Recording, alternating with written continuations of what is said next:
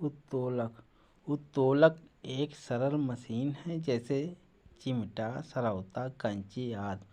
उत्तोलक एक सीधी या टेढ़ी छड़ होती है जो किसी निश्चित बिंदु के चारों ओर स्वतंत्रतापूर्वक घूम सकती है। उत्तोलक में आलंब, आयास एवं भार नामक तीन मुख्य बिंदु होते हैं। अब आलंब क्या होता है? आलंब जिस निश्चित बिंदु के चारों ओर उत्तोलक की छड़ स्वतंत्रतापूर्वक घूम सकती है उसे आलंब कहते हैं। आयास, एफर्ट, उत्तोलक को उपयोग में लाने के लिए उस पर जो बल लगाया जाता उसे आयास कहते हैं।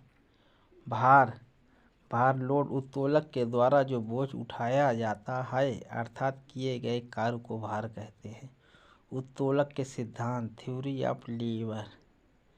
आयास एवं आयास भुजा का गुणनफल भार एवं भार भुजा के गुणनफल के बराबर होती है, अर्थात आयास गुणे आयास भुजा बराबर भार गुणे भार भुजा।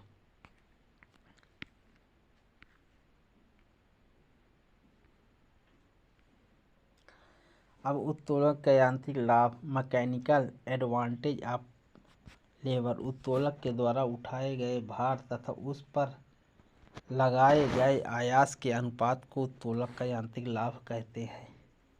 यांत्रिक लाभ बराबर भार बटे आयाम। उत्तोलक के प्रकार, आलंब, आयास तथा भार की एक दूसरे के सापेक्ष स्थितियों के कारण उत्तोलक तीन प्रकार के होते हैं। प्रथम श्रेणी के उत्तोलक। इस श्रेणी के उत्तोलक में आलंब एफ आयास ई एवं भार यल के बीच स्थित होता है। उत्तोलक का यांत्रिक लाभ ए बराबर यल बटा ई बराबर ए एफ बटे बी एफ बराबर आयास भुजा बटे भार भुजा। चूंकि इस प्रकार के उत्तोलक में आलंब एफ आयास ई एवं भार यल के बीच इस प्रकार रखा जाता है जिससे कि कार्य करने में सुविधाजनक हो, अतः इस प्रकार के उत्तोलकों में यांत्रिक लाभ एक से अधिक, एक के बराबर एवं एक से कम भी हो सकता है। कैंची, प्लास, सिराड़ी उखाड़ने की मशीन, साइकिल के ब्रेक, डंडी, तराजू आदि। द्वितीय श्रेणी के उत्तोलक। इस श्रेणी के उत्तोलक में आलंब एफ तथा आयास ई के बीच भार यल होता है, अर्थात उत्तोलक द्वारा संपन्न किया जाने वाला कार्य आलंब एफ एवं आयास ई के बीच होता है। उत्तोलक का यांत्रिक लाभ ए बराबर यल बटे ई बराबर ए एफ बटे बी एफ आयास भुजा भार भुजा, अतः इस प्रकार के उत्तोलक में यांत्रिक लाभ सदैव एक से अधिक होता है क्योंकि ए एफ अनुपात बी एफ होता है। उदाहरण, सरौता, नट क्रैकर, नींबू निचोड़ने की मशीन, लेमन स्क्वायर, तंबाकू काटने वाली मशीन, पहिया, व्हील्स, कब्जे घूमने वाला दरवाजा आदि।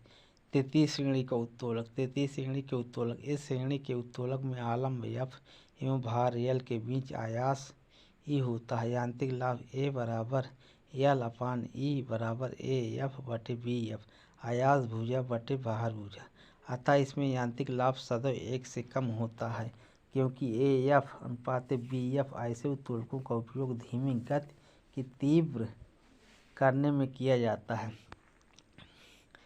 चिमटा, उदाहरण, चिमटा, मनुष्य का हाथ, किसान का हल आदि। गुरुत्व केंद्र, किसी वस्तु का गुरुत्व केंद्र वह बिंदु है जहाँ वस्तु का समस्त भार कार्य करता है, वस्तु चाहे जिस स्थिति में रखी जाए। वस्तु का भार गुरुत्व केंद्र से ठीक नीचे की ओर कार्य करता है, अतः गुरुत्व केंद्र पर वस्तु के भार के बराबर ऊपरमुखी बल लगाकर हम वस्तु को संतुलित रख सकते हैं। किसी वस्तु का गुरुत्व केंद्र तब स्थिर रहता है जब तक उसका आकार नहीं बदलता। कुछ नियमित वस्तुओं के गुरुत्व केंद्र। समान छड़, यूनिफॉर्म बार, छड़ के अक्ष के मध्य बिंदु, त्रिभुजाकार ठोस, ट्रेंगुलर सॉलिड, माध्यिकाओं का काटान बिंदु, वर्गाकार या आयताकार ठोस, विकर्णों का काटान बिंदु। वस्तु गुरुत्व केंद्र की स्थित, वृत्ताकार पटल, वृत्त का केंद्र, शंक्वाकार ठोस, कोनिक सॉलिड, शंकु के अक्ष पर आधार से 1/4 ऊंचाई की दूरी पर। खोखला शंकु शंकु के अक्ष पर आधार से 1/3 ऊंचाई की दूरी पर। समांतर चतुर्भुज विकर्णों का काटान बिंदु। ठोस गोला, गोले का केंद्र। संतुलित के प्रकार। अब संतुलन के प्रकार। संतुलन 3 प्रकार के होते हैं, अस्थायी, अस्थायी तथा उदासीन। अब अस्थायी संतुलन स्टेबल इक्विलिब्रियम, यदि किसी वस्तु को उसकी संतुलन अवस्था से थोड़ा सा विस्थापित करके छोड़ने पर यदि वस्तु पुनः अपनी संतुलन की अवस्था को प्राप्त कर लेती है तो कहा जाता है कि वह स्थायी संतुलन में है। अस्थायी संतुलन। अस्थायी संतुलन, यदि किसी वस्तु को उसकी संतुलन अवस्था से थोड़ा सा विस्थापित करके छोड़ने पर वह पुनः संतुलन की अवस्था में न आए तो इसे अस्थायी संतुलन कहते हैं।